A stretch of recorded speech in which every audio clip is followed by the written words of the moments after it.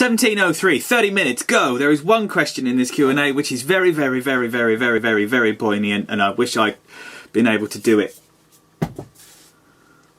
first, but it's correct. We'll discuss it when we get to it. There's probably some rubbish in here. As you all know, if it's rubbish, then I'm not really going to do it. Craig McCutcheon, do you like waffles? Do you mean like potato waffles or waffles like Americans have? Because if you mean waffles like Americans have, I've never had them. If you mean like the old style waffles that were in a waffle shape, made of potato, yes. But they were just chips in a funny shape, weren't they, really? John Hughes, Titan Wars waffle, not keen. Too much money, takes too much space. I'm not sure if I paid £150 for something like that, I'd get £150 worth of happy out of it. So I'm avoiding Titan Wars.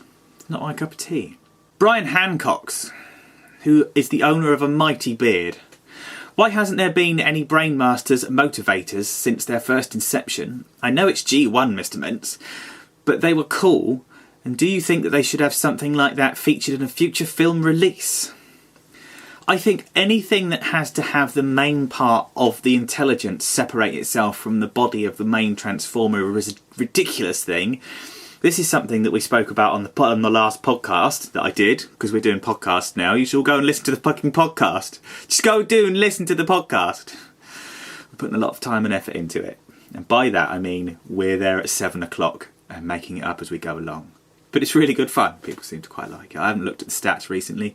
About 50 people listened to the last one, which is like 40 more than I thought we're going to. I don't like Brainmasters.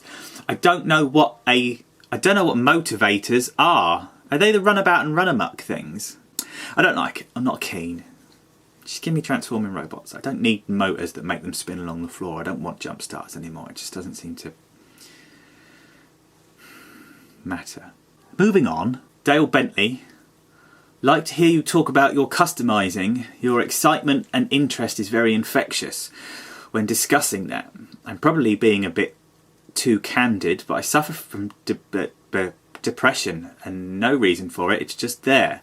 But your videos help at night or whenever to watch someone happy and positive about the stuff I am. TFs and DJing. TMI, I know. Right. Clean side. This is the clean side of Megatron. I've got to get back on with this. It's taking too long. Clean side of Megatron. See how he's all clean? Got grey on the back, green on the sides. I pretty much matched it to the colour that the original thing was. There's like 3 different shades of colour on here. Then if you turn it around here, you've got the smashy side, which is all rusted up and minky. I did that using layers of brown. Then a coating over the top of some stuff which is a chipping fluid. Then, as I've got a video that I've never put up, which is 40 minutes. 40 minutes condensed down to 14 minutes of me just airbrushing that and showing you how I do it. But I've got no audio content to put over the top. It's just the sound of my airbrush going tss, tss, tss, tss, because it's speeded up and it sounds awful. I will put it up if you want me to. I've never done anything for it. I really want to get my microphone and do a talky thing to go over the video that goes with it. Maybe discuss how I do it. Maybe give hints and tips. Maybe just talk bollocks. The real part in here, don't be worried about talking about your depression, because the very, very worst thing you can do is take depression and squash it and hide it and keep it from people, because then the big black dog gets even bigger. Trust me. No. DJing I don't really do much anymore, but I am making a track currently. I've made a couple of tracks and they're going quite well. I'm quite pleased with them. 2, 3 that really sound like proper music, not just stuff that I've just sat and tinkered with at home. So that's nice. It's good. Craig McCutcheon, what kind of beasties do you like? Most of them, if I'm honest. There's lots of trash, there's lots of stuff I don't give a flying shit about. But saying that, Beast Wars toys are so articulate. With all the ball joints and stuff like that, you can pose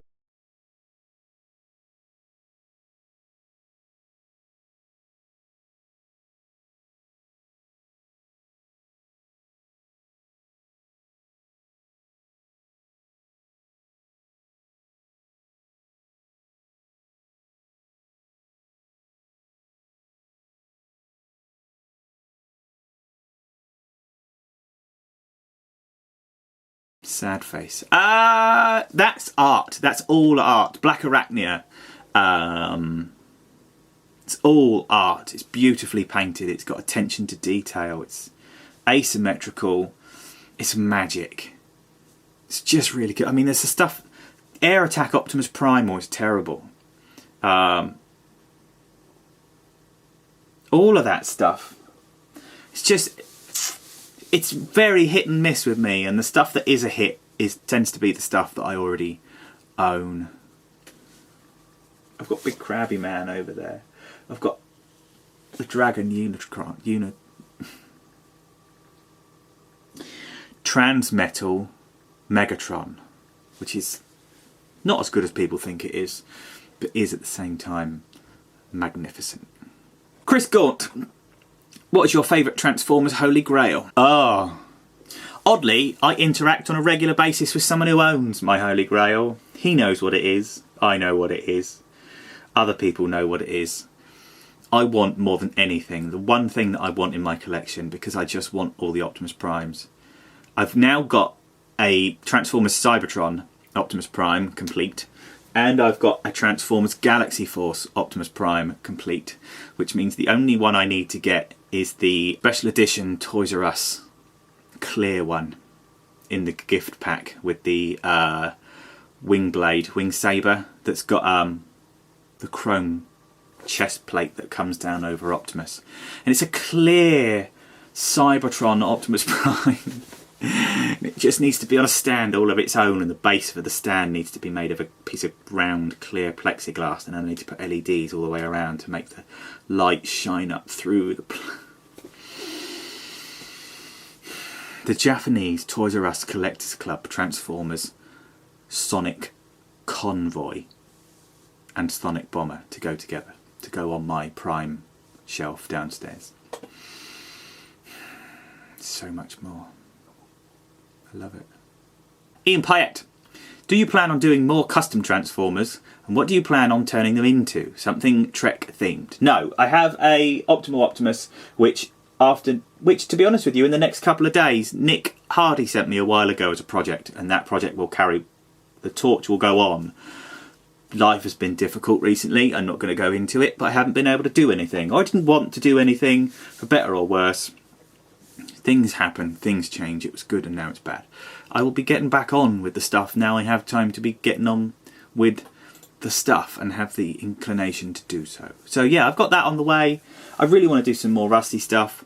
What I really want is one of those giant knockoff evasion mode Optimus Primes. I need to get 2, possibly 3 if the plan works. I need to speak to someone.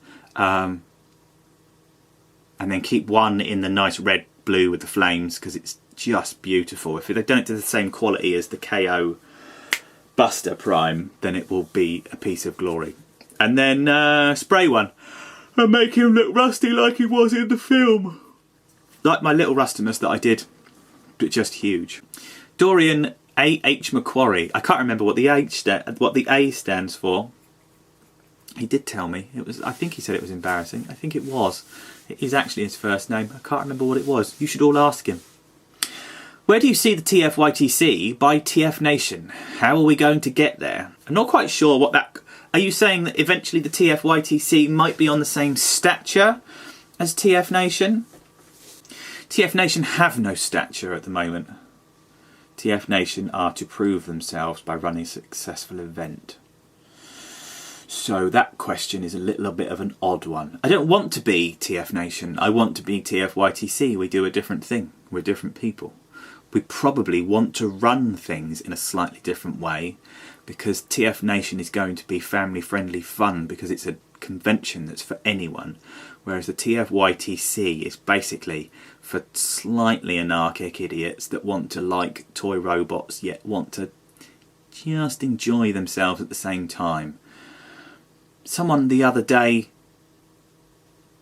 Bill Harrison, put a post up with a load of pictures about stuff that I can't quite remember what it was. I think it was stuff about stuff that I don't care about.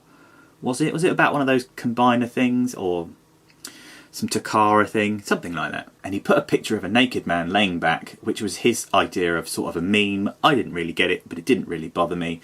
Someone reported it for having nakedness on a page about Transformers. And it wasn't even really nakedness. It was just a man, you couldn't see anything. He didn't have any clothes on, but you couldn't see anything. There was no arse, there was no willy in it. People are weird. Just, what are you doing? Oh, I have to expand on this one because I've got a feeling this is going to be... What are your thoughts on democracy and the inevitable fallout of large portions of voters only happy with the system when it works in their favour, but when the other side wins, it's tears all round? I've only recently discovered that you have to vote, because if you don't vote, you can't complain. However, I am somewhat apathetic about politics at the moment, because I don't think we can win. I think politics has become so separated and segregated on a financial living system. People say there's no class structure anymore, but there is a class structure these days. And if you are in the upper end of it, then you can be a politician. And if you are not in the upper end of it, then I don't think you can evoke change anymore. It seems a bit of a downward way of thinking about it. P.S. Can I come on a future podcast? Of course you can.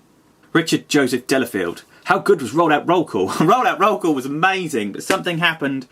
Rollout Roll Call finished on the Sunday, and it was on the Wednesday that Sarah said that she was leaving. And to be honest with you, for nearly 9 weeks, I've just been a zombie mess.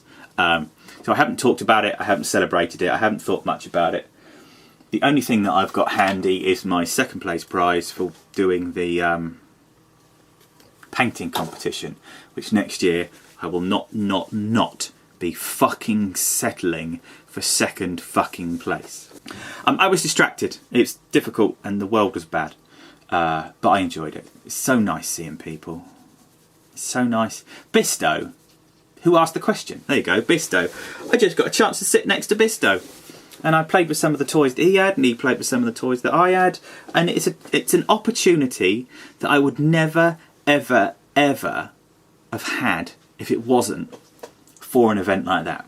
That wasn't so regimentally organised with you must do this here and you must do that there, and this place actually had some food that you could eat. And I just sat next to him and talked, and I had good catch up with Adam White. I did the YouTube panel with Ben and Thew, which gave me a massive nerd boner, big old boost of confidence. So many people saying they enjoyed the event, but how I ran the event, that's a load of old shit, but how it went and how I interacted with the people and asking the questions. And since then the podcast has then developed and it's really given birth to something awesome. And then afterwards, literally straight afterwards, I had a job in Fordingbridge where Dave's shop is. So it was only like a week and a half afterwards, and I got to go and have lunch in his shop every day, which we both really enjoyed because we would just go over the road to the bakery and buy something nice and just shoot the shit, which I really enjoyed. It's a very good time to be a community member if you're into toy plastic robots at the moment. Because I think the community side currently, while the videos are down, the community is probably the best that it's been in a long time. However, I will be biased by that because I'm smack bang in the middle of it. So I'm getting to see the good stuff. And the bad stuff. There's not much bad stuff. We can sort it all out. It's fine. Dean Goodwin, your thoughts on the new Star Trek series? I don't know a huge amount about it. I've sort of steered away for the moment. I've seen the artwork, the prospective artwork they've got for the new Enterprise. It looks more original series next. It looks more Sovereign class years from the movies and not the new movies. I'm looking forward to the new movie. Fuck you, Thrussell! I like the new Star Trek. I just like it. I like having Star Trek with me. I like having people making it again. Just get out of the fucking rut. And just enjoy the new for what it is and accept the old for what it is. Because the two can exist at the same time. You can't be the same all the time. Fuck's sake. Oh, this is one of those good ones. A lot of the other stuff might go out the window because I want to talk about this one. David Shotton. one of the people that I need to talk to about some customisy stuff. There's clearly more to you than Transformers and Star Trek. Who is Dave Mentz? Someone asked me this question a little while ago. I'm fiddling with things because I'm nervous about it. And for all of the Transformers that I do, and all the painting of people's houses that I do, the thing that defines me, the thing that I am, is a kid's coach. More than anything else, I am a teacher of children, even though I haven't got a classification or a qualification. I've not got anything to say that I do or do not do it. There's nothing official. But I am nonetheless a teacher of children. I feel like a teacher of children. I am a kids hockey coach. And all the other stuff that I do is not filling in space. But that's at the top of the tree. And everything else filters down from there. And I must admit that something happened on Sunday, a conversation. And then after that, for the first time since Roll Out Roll Call, since everything changed, I had a brilliant time. The kids won 2 games. The big kids didn't win any of their games but did very well. I had a really good time. I really enjoyed being around all the mums. I really enjoyed being around all the kids. We got such good parental backup at the moment for what we do. I'm very lucky to be there, and I'm very lucky to be in the position that I am. And the reason I'm lucky to be there has got nothing to do with luck, because I'm just good at doing it. And it's something that I enjoy. And I ought to put more effort into it, but the kids don't like it when I put effort into it. The kids like it when I just turn up and make them all skate around for a little while and teach them a little something every week. Real structure can be quite stifling at times because it just feels like homework, and I don't want it to feel like homework. I always want it to feel like, Saturday afternoons going to smack some pucks around with Dave. Like that. Apart from that, I don't know, Dave. I haven't got a clue anymore. I used to think I know, and now I know the only thing that I know is that I know nothing. Which we could see as an end, but we could also see as a beginning. So, depends if you're a glass half full kind of person. Stuart Blythe, when are you going to make some music for the podcast? This is something that we ought to talk about. This is something that we ought to at least decide on a direction for before I go and make some horrible dancey piece of EDM mainstream crap for it. I don't know. Let's talk about it. Stuart Blythe, out of every custom paint job you've done, which has been your favourite? My favourite is still Rustimus's and Dead End Herald of Unicron, who's on the shelves up there and I can't really get to. It's Dark Steel. Is it Dark Steel? Yeah, it's Dark Steel from Transformers Prime, who's a beautiful toy. It's an Ursagriff. He's between a bear and a griffin. A Gribear. A Beriffin. But my favourite paint that I've ever done is the Galactica. You see all the different little shiny squares in all the different materials. Yeah, I've got to finish it one day. It's like I lost some parts for it. The only way to get them is to buy a whole new kit. Which makes me a fucking scumbag. Stuart Blythe, how much of your videos is about being in the limelight, and how much is about catharsis?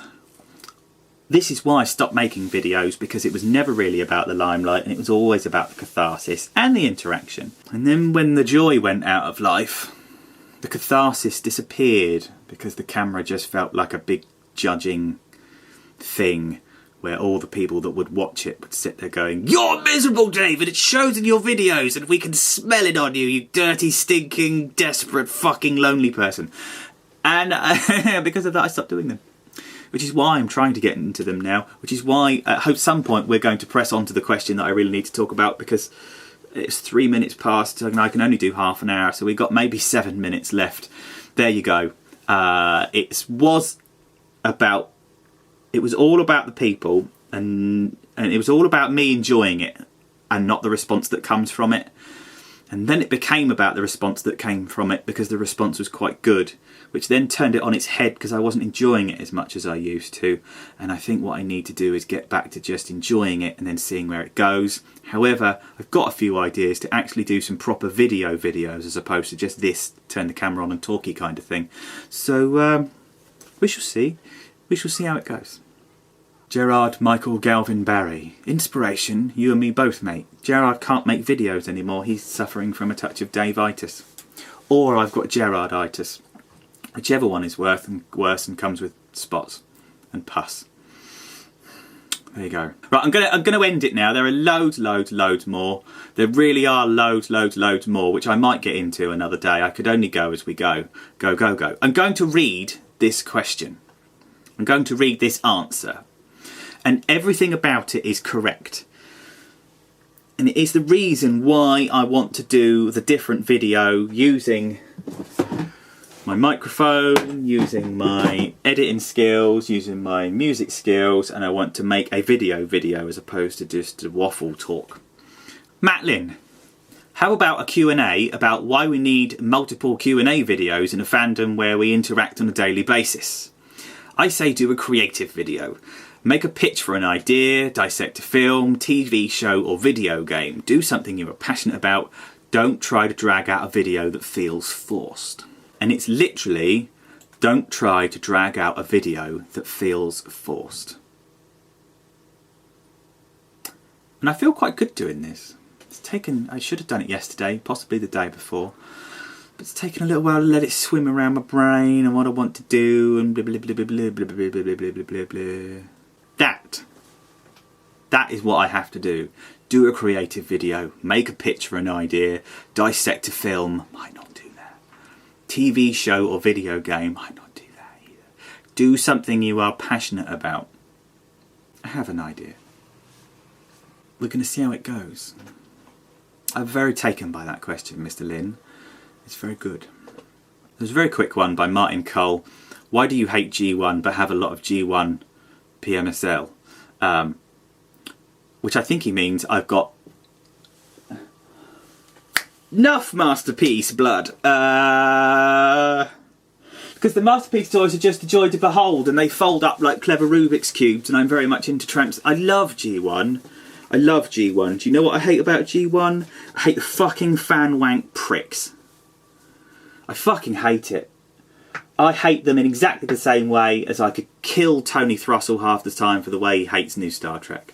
I just think it's, in my opinion, fuck you. If you don't agree, then that's fine. We'll have a debate about it. I'll enjoy it. If you want to have a difference of opinion about me as well, then that's cool. I've got no problem with it. But it just winds me up so much when people hate the fact that it's not like it used to be. It's not like it used to be. Yesterday isn't like it used to be. A week ago isn't like it used to be. The world is changing and we have to change with it. I don't like change. My best mate takes a piss out of me all the time for not liking change. I despise change. I hate it in the bum horribly. But it is inevitable. And if you fight it, fighting change takes up a vast amount of time and energy and space. And so I'm going with it. I'm embracing change for a little while. I'm doing the best I can. The good job that I got, I'm not doing anymore. It's going to be a long Christmas holiday.